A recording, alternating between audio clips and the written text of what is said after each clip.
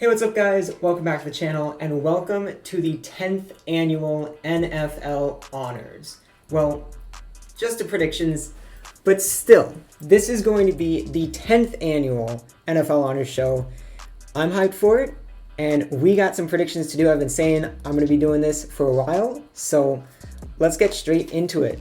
As I said, 10th annual, I think that's pretty cool.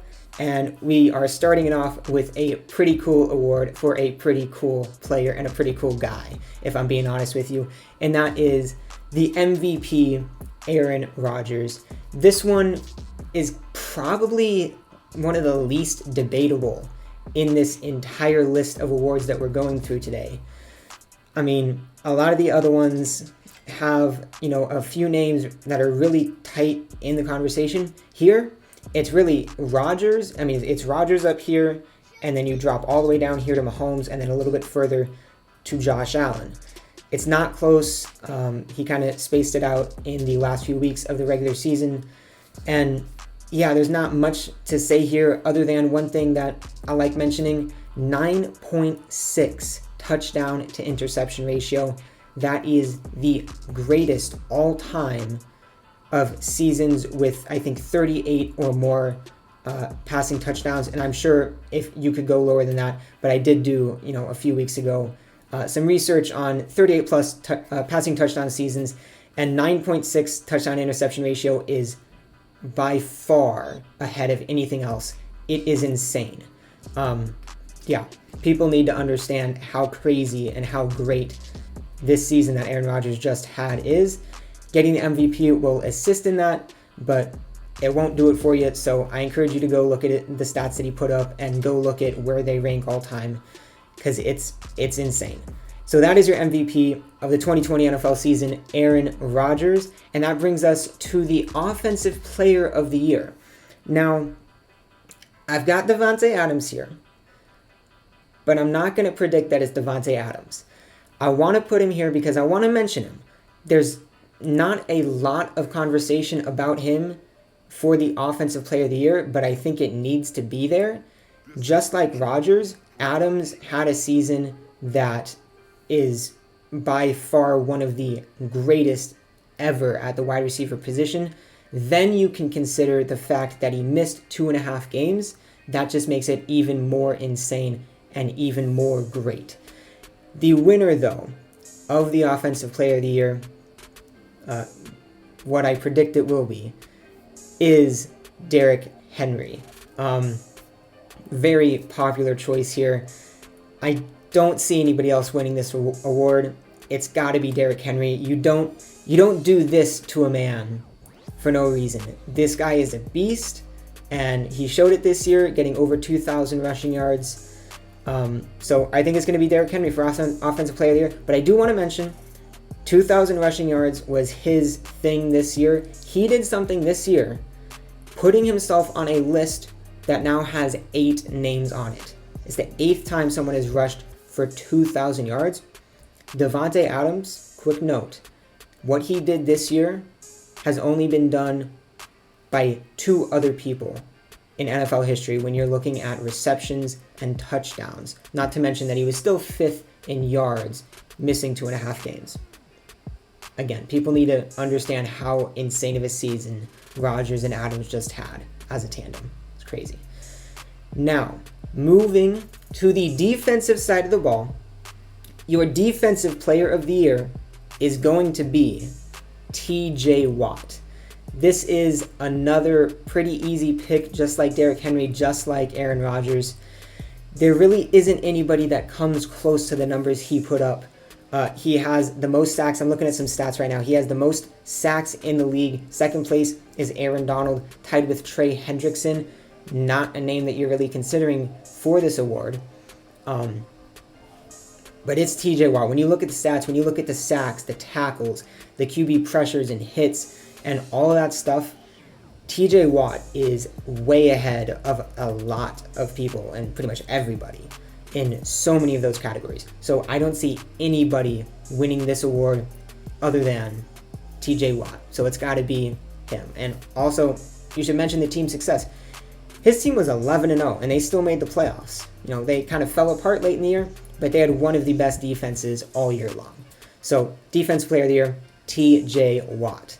Now, moving on to rookies. Staying on the defense, but the Defensive Rookie of the Year, it's got to be Chase Young. He put up very good numbers. They weren't tops of the NFL. They weren't at the level of Aaron Donald and T.J. Watt, but he put up very good numbers. They were very good for a rookie, and there wasn't really anybody on the defensive side of the ball who came close to what he was able to do. There were a few guys that stood out, but Chase Young did it better than anybody else. So Defensive Rookie of the Year has got to be Chase Young. And that brings us to the most difficult prediction of this entire video. And we're going to start with a picture of Justin Jefferson. The guy that I pulled earlier today in the first video I posted. If you haven't seen that, make sure you go and check it out. But wide receiver for the Minnesota Vikings out of LSU. I don't want to say too much here because it's a lot about comparisons to the other Justin Herbert. This is literally the most difficult prediction on here. It's Justin Herbert, it's Justin Jefferson, two very good players, but the distinct difference that I am going to keep saying, Justin Herbert had a great season for a rookie. He is at the top of a ton of all-time lists for a rookie quarterback, and he had a great season. And I'm pretty sure he did not play every game. He might have, but I'm pretty sure he didn't.